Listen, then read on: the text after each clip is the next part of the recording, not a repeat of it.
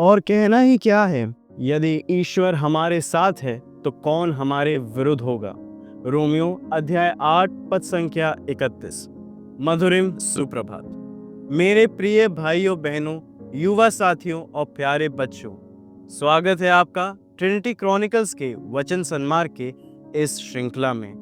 आप सभी को हमारे भारत देश की स्वतंत्रता दिवस की हार्दिक शुभकामनाएं। आज का का वचन यह है, रोमियो के नाम संत पौलुस का पत्र अध्याय 8 पद संख्या 31। भला मानुष रोज बुराई से लड़ता है, इसलिए आध्यात्मिकता का द्वंद्व क्षेत्र मनुष्य के अंदर ही चलता है। शरीर का झुकाव बुराई के तरफ है और आत्मा का झुकाव ईश्वर के तरफ है। इसलिए हमारा असली दुश्मन शैतान है, जो हमें ईश्वर से दूर ले जाता है। प्रभु यीशु हमारे विश्वास के प्रवर्तक है और उसे पूर्णता तक पहुंचाते हैं। संत पौलुस कहते हैं कि जो प्रभु से प्रेम करते हैं, परमेश्वर सब बातों में उनकी भलाई के लिए कार्य करते हैं, और जो मसीह के हो गए हैं उनके विरुद्ध अब दंड ज्ञान नहीं रही। इसलिए बुराई के विरुद्ध लड़ाई में परमेश्वर से बढ़कर कोई और मददगार नहीं हो सकता। अतः संत पौलुस हमें आश्वासन देते हैं कि यदि ईश्वर हमारे साथ है तो हमें किसी से डरने की जरूरत नहीं है। इसलिए प्रिय भाइयों बहनों, हमारी लड़ाई स्वयं से है। हम अपनी शारीरिक इच्छाओं और वासनाओं का दमन करें, स्वार्थ, आलस्य, अहंकार, मिथ्याचरण का परित्याग करें, जिससे हम ईश्वरीय प्रेम एवं सानिध्य में जीवन बिता सकें।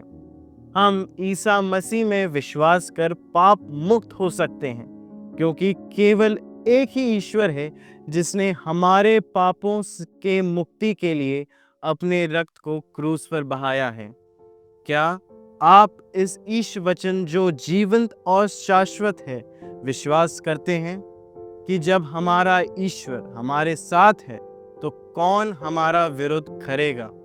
आप लोग नम्रता पूर्वक ईश्वर का यह वचन ग्रहण कर, जो आप में रोपा गया है और जो आपकी आत्मा का उद्धार करने में सामर्थ है। मेरे प्रिय बंधुओं, इसी आशा के साथ आज से हम अपने दैनिक जीवन में इस वचन को अपने प्रियजनों के साथ आत्मसात करें, जिससे इसका प्रतिफल हमारे परिवार और प्रियजनों में भी प्राप्त हो। अगर हमारा यह संदेश आपको अच्छा लगा और अगर आपके दिल को छू लिया हो, तो निवेदन करते हैं कि आप अपने प्रियजनों, अन्य डिजिटल प्लेटफॉर्म पर इसको शेयर करना ना भूलें।